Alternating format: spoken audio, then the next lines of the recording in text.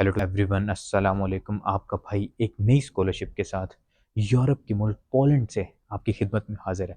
तो भाई अभी का ये सीन है, हर बंदे का मुझे मैसेज आ रहा था कि उस्मान भाई ये बताएं बैचलर्स के लिए कौन सी स्कॉलरशिप है, मास्टर्स के लिए कौन सी स्कॉलरशिप है, कोई ऐसी स्कॉलरशिप बताएं जो बहुत ईजी हो अवेल करना, उसमें कोई बहुत ज़्यादा झंझट ना हो, बहुत ज़्यादा पेपर वर्क ना हो, हमें ज़्यादा जलील ना होना पड़े, बहुत आराम से हमें स्कॉलरशिप मिल जाए, इतनी मेहनत भी ना करनी पड़े। तो पहले मैं उनको ये बता दूं कि यार दुनिया में ऐसी कोई स्कॉलरशिप नहीं है कि जो कम मेहनत करने पे आपको मिल जाए। हर स्कॉलरशिप में आप बहुत ज़्यादा मेहनत करेंगे तो तब आपको वो स्कॉलरशिप मिलेगी, नहीं तो बहुत मुश्किल हो जाएगा आपके लिए। क्योंकि अगर आप रातें जाग के मेहनत नहीं कर रहे तो कोई ऐसा बंदा है जो रातों को जाग के अपने लिए स्कॉलरशिप्स ढूंढ रहा है, स्कॉलरशिप्स के ऊपर मेहनत कर रहा है।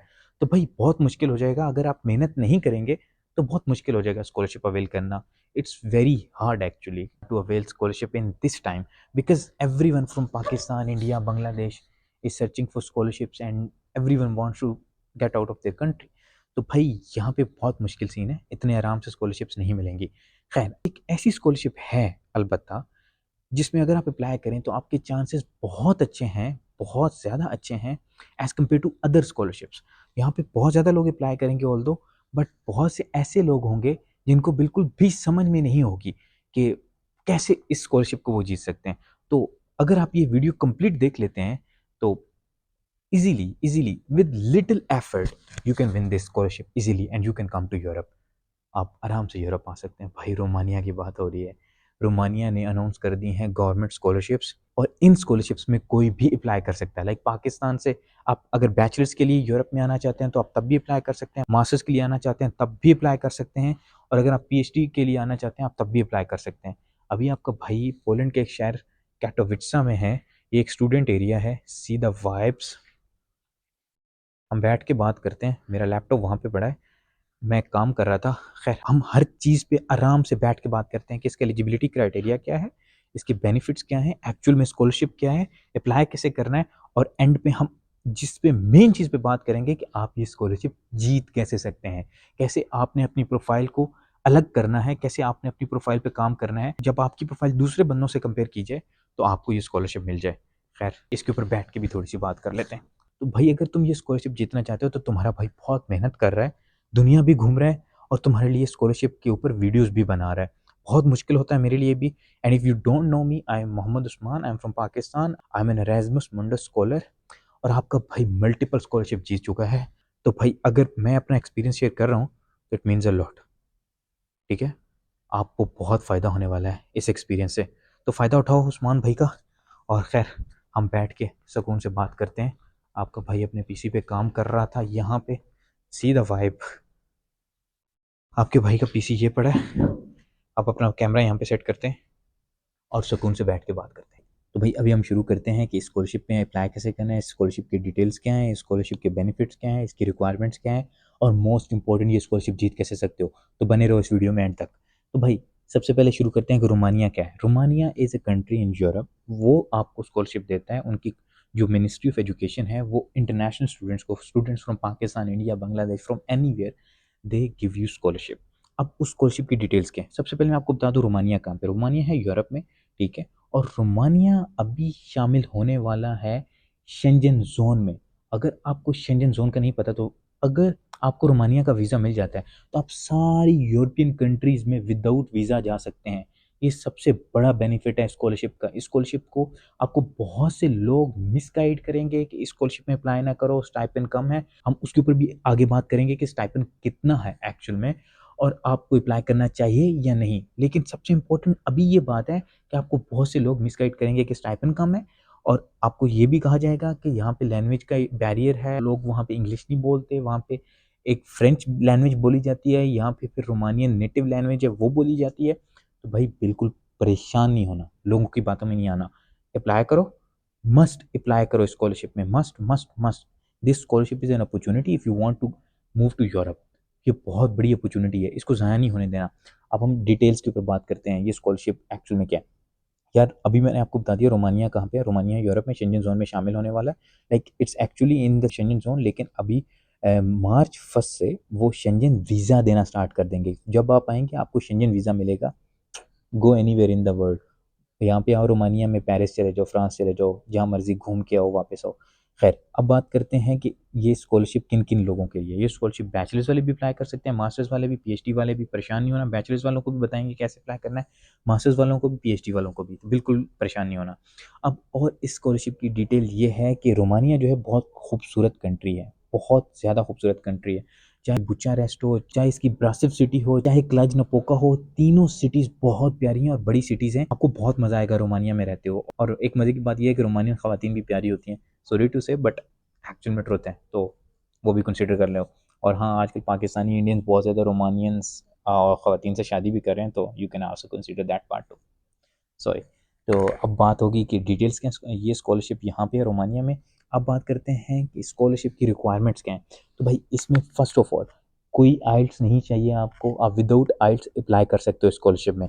ये स्कॉलरशिप उन लोगों के लिए अपॉर्चुनिटी है जिनके पास आइल्स नहीं है। तो अगर आइल्स नहीं दिया हुआ लैंग्वेज प्रोफिशिएंसी सर्टिफिकेट के ऊपर, आप इस स्कॉलरशिप में अप्लाई कर सकते हैं, नो वरीज। और साथ ही ये बात नोट करने वाली है कि कोई और लैंग्वेज की प्रोफिशिएंसी भी आपको नहीं चाहिए। आपको रोमानियन लैंग्वेज ना भी आती हो तो काम चल जाएगा, क्योंकि आपको वो खुद रोमानियन लैंग्वेज फर्स्ट ईयर में सिखाएंगे। सो डोंट वरी, आपको कुछ भी और नहीं चाहिए। आपको आइल्स भी नहीं चाहिए, आपको किसी और लैंग्वेज की प्रोफिशिएंसी भी नहीं चाहिए, जस्ट आपके पास डिग्री हो। इवन आपको मोटिवेशन लेटर भी नहीं चाहिए, जस्ट एक सीवी डॉक्यूमेंट चाहिए और आपकी ट्रांसक्रिप्ट चाहिए और आपका लाइक डिग्री चाहिए। That's it, that's all you need. Just CV बनानी है। सीवी कैसे बनानी है वो भी मैं आपको बता दूंगा कि क्या क्या चीज़ें मेंशन करनी है, तो आप ये स्कॉलरशिप आराम से जीत सकते हो। तो ये होगी इसकी रिक्वायरमेंट, कोई खास रिक्वायरमेंट नहीं है, आप अप्लाई कर सकते हो। ठीक है, कोई भी परेशान होने की इसमें बात नहीं है, बहुत इजी स्कॉलरशिप है, इसमें लाजिम अप्लाई करो। अब आपको पता लगे कि आइल्स की रिक्वायरमेंट नहीं है, एज की भी कोई खास रिस्ट्रिक्शन नहीं है। ऑलमोस्ट जहाँ पाकिस्तान में जब बैचलर्स करके आते हैं इजीली आप अप्लाई कर सकते हैं। ठीक है, और आप अगर डबल मास्टर्स भी करना चाह रहे हैं तो आप डबल मास्टर के लिए भी अप्लाई कर सकते हैं। सो भाई इसमें लाजिम अप्लाई करो, कोई भी खास एलिजिबिलिटी क्राइटेरिया नहीं है इसका। अब बात करते हैं कि इसके बेनिफिट्स क्या हैं। तो भाई लाइक पेंसिल खोल के लिखना शुरू कर दो इसके बेनिफिट्स, इतने ज़्यादा बेनिफिट्स हैं। First of all, Shenzhen visa आजकल पाकिस्तान, इंडिया और बांग्लादेश से लेना is a very very very very difficult task, और स्टूडेंट वीज़ा भी लेना बहुत मुश्किल हो गया। खैर, अगर आप हम जैसे अच्छे लोगों के पास जाएँ तो आपका वीज़ा इन्फॉर्मेशन से लग जाता है, डोंट वरी। खैर, आपको बता दूं कि अगर आपको ये स्कॉलरशिप मिलती है तो आपका जो वीज़ा है 100% गारंटेड वीज़ा होगा, आपको वीज़ा मिलेगा 100%। तो आपने बिल्कुल परेशान नहीं होना, ये सबसे बड़ा बेनिफिट है। और अगर आप रोमानिया में आते हैं तो आप पूरा यूरोप आपके लिए खुल जाता है। लाइक 28 कंट्रीज़ भाई, 28 कंट्रीज़ में आप जा सकते हो, घूम सकते हो। आप रोमानिया से चाहे नॉर्वे चले जाओ, आप रोमानिया से चाहे लाइक यहाँ पे 20 यूरोस की फ़्लाइट होती है, आप आराम से चले जाओ। Like there is not a big deal, अगर आप यहाँ पे एक बार आ जाओ तो आपकी लाइफ सेट हो सकती है। तो आपने परेशान नहीं होना, ये इसका सबसे बड़ा बेनिफिट है कि आप रोमानिया आ रहे हो तो रोमानिया शेंजन ज़ोन में है, आपका वीज़ा गारंटेड है। वीज़ा लेना आजकल बहुत बड़ी हेडेक है। और इसके बेनिफिट्स में आता है, अगर आप बैचलर्स में आ रहे हैं यानी कि एफएससी करने के बाद आ रहे हैं, इंटरमीडिएट करने के बाद आ रहे हैं, तो आपको जो स्टाइपेंड मिलेगा 65 यूरोस। आपकी अकोमोडेशन कवर्ड है ऑलरेडी, आपको कोई ट्यूशन फी पे नहीं करनी, आपकी हेल्थ इंश्योरेंस कवर्ड है, आपकी ट्रेवल इंश्योरेंस कवर्ड है। जस्ट आपको 65 यूरोस पर मंथ मिलेंगे। और बहुत से लोग आपको कहेंगे 65 यूरोस तो बहुत कम है, फ़लाँ स्कॉलरशिप में 1000 मिलती है, फ़लाँ में लाइक 1500 मिलती है। तो भाई उन लोगों को ये समझाओ कि हमें कुछ भी नहीं मिल रहा, हमें ये जो मिल रहा है हमें इसी को लेने दो। लाइक अगर आपको कोई डीमोटिवेट करता है तो उसको कहो मुझे अल्टरनेटिव सोर्स बताओ, मेरी प्रोफाइल के मुताबिक मैं किस स्कॉलरशिप में अप्लाई करूँ। तो भाई this scholarship is for those people who just want to move to Europe. ठीक है, पढ़ाई के लिए आओ, पढ़ो, और अगर समझ में ना आए तो फिर जस्ट बिजनेस करो यहाँ पे, या कुछ भी करो, अपना डिग्री पूरी करो और आगे की तरफ, अगले फ्यूचर की तरफ प्लानिंग करो।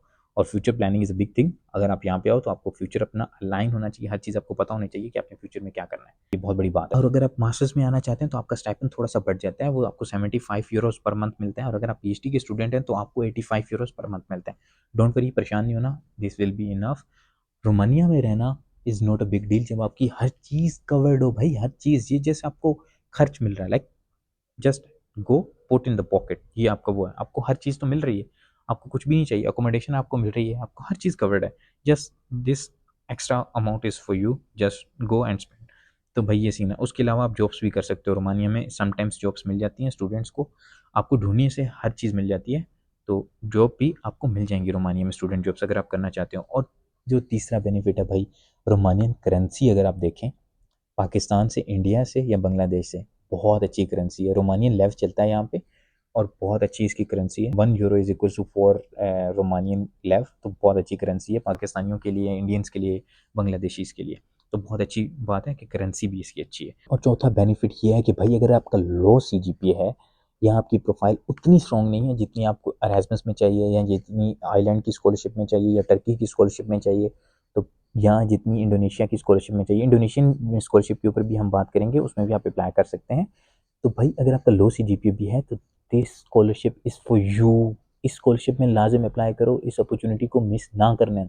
और हमेशा अपनी प्रोफाइल देख के स्कॉलरशिप्स में अप्लाई किया करो, बहुत फ़ायदा होता है। आप टाइम ज़ाया ना करो बहुत एलीट लेवल स्कॉलरशिप्स में अप्लाई करने का, उसमें आपका टाइम ज़ाया होगा। अगर आपको लगता नहीं है कि आप उसमें अप्लाई कर सकते हो तो आपको नहीं करना चाहिए, जस्ट आपका टाइम वेस्ट होगा। This is my advice. आप करना चाहो तो हर जगह अप्लाई कर दो, बट अगले का भी टाइम वेस्ट होता है, आपका भी। जिस उसी में करो जिसमें आपको लगता है कि आप फुली प्रिपेयर्ड हो, आपकी प्रोफाइल पूरी प्रिपेयर्ड है उस स्कॉलरशिप में। That's it. अब रिक्वायरमेंट्स के ऊपर भी बात होगी, बेनिफिट्स के ऊपर भी होगी, स्कॉलरशिप की डिटेल्स के ऊपर भी बात होगी। तो भाई अब हम बात करेंगे how to apply in this scholarship. भाई अप्लाई कैसे करना है उसके ऊपर हम बाद में बात कर लेते हैं। हाउ टू अप्लाई पहले हम बात कर लेते हैं कि इस स्कॉलरशिप को जीतना कैसे है। भाई क्या ऐसी चीज़ें होनी चाहिए आपकी प्रोफाइल में तो आप आराम से ये स्कॉलरशिप जीत सकते हो, चाहे आपका लो CGPA भी हो। तो सिंपल सी बात है, ये स्कॉलरशिप है गवर्नमेंट स्कॉलरशिप, और यहाँ पे बेस है कल्चरल एक्टिविटीज़। आपने ज़िंदगी में कोई भी ऐसा एक्स्ट्रा करिकुलर एक्टिविटीज़ का काम किया है, लाइक आपने किसी इवेंट में पार्टिसिपेट किया हो सकता है, स्पोर्ट एक्टिविटीज़ हो सकती हैं, आपने कोई डिबेट्स रिलेटेड काम किया हो सकता है, like for example some people do debates and they win debates. तो आप इस तरह की हर सर्टिफिकेट को, इस तरह की हर एक्टिविटी को अपनी CV में लिस्ट करें with a title of like extracurricular activities, or you can also mention it like volunteer work। तो इस तरह के जो भी अपने वॉलंटियर वर्क किए हुए हैं उनके सर्टिफिकेट्स मेंशन करें, उनकी CV डिटेल मेंशन करें कि आपने कहाँ पे कितने लोगों को लीड किया, ETC सब कुछ मेंशन करें, कहाँ पे क्रिकेट खेला, हॉकी खेला, फुटबॉल खेला, ETC। इस तरह की चीज़ें मेंशन करके आप आराम से ये स्कॉलरशिप जीत सकते हैं। बट सिर्फ ये चीज़ें मेंशन करने से आप स्कॉलरशिप नहीं जीतेंगे, ये तो हर कोई मेंशन करेगा जो ये वीडियो देखेगा। आपका जो मेन काम होगा, अपने वो प्रोग्राम्स चूज़ करने होंगे, वो यूनिवर्सिटीज़ चूज़ करनी होंगी जिनका एक्सेप्टेंस रेट बहुत अच्छा होगा। यहाँ पे जब हम अप्लाई करेंगे तो मैं आपको बताऊँगा, जब आप अप्लाई कर रहे होते हैं तो आपने यूनिवर्सिटीज़ और प्रोग्राम्स चूज़ करने होते हैं। फॉर एग्जांपल अगर आप सिविल इंजीनियरिंग चूज़ करते हैं तो बहुत से लोग सिविल इंजीनियरिंग में अप्लाई कर रहे होंगे, पर बहुत कम लोग ऐसे होंगे फॉर एग्जांपल जो लाइक एक ऐसी डिग्री कोई भी फॉर एंटरप्रेन्योरशिप एंड इनोवेशन है, बहुत कम लोग अप्लाई करते हैं इसमें।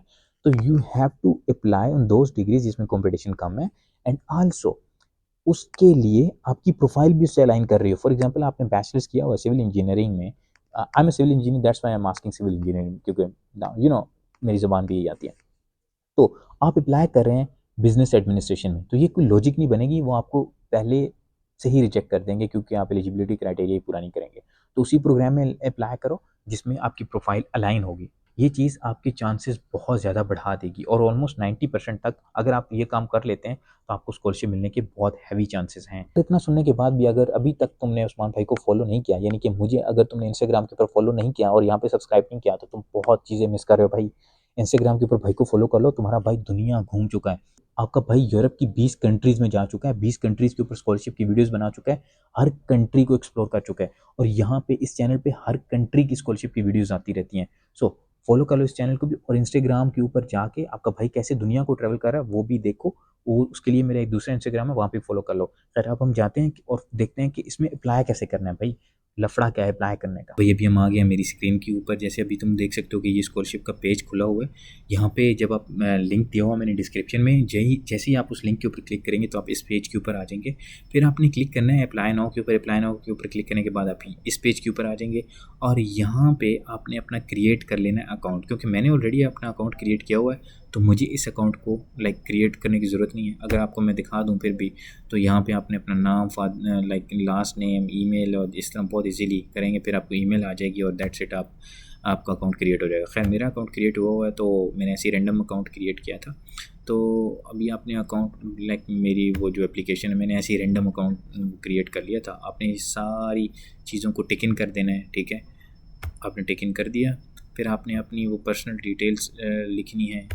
पर्सनल डिटेल्स लिखने के बाद एड्रेस के बाद लाइक आपने अपलोड फाइल्स, यहाँ पे आके आपने मेन चीज़ करनी है कि आप किस डिग्री में अप्लाई करना चाह रहे हैं। फॉर एग्जांपल अगर आप बैचलर्स में अप्लाई करना चाह रहे हैं तो आपने बैचलर सेलेक्ट करना है। डू यू नीड, तो येस यू नीड, क्योंकि आपको 1 साल तक रोमानियन लैंग्वेज सिखाई जाएगी फर्स्ट ईयर।